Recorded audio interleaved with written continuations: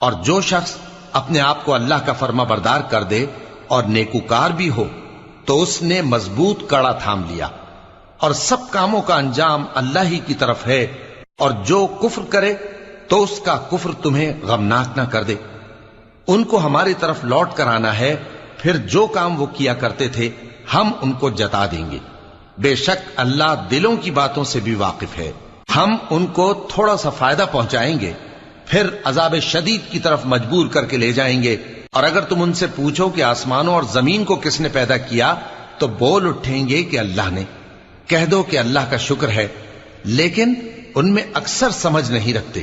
جو کچھ آسمانوں اور زمین میں ہے سب اللہ ہی کا ہے، بے شک اللہ بے نیاز ہے، لائق حمد و ثنا ہے۔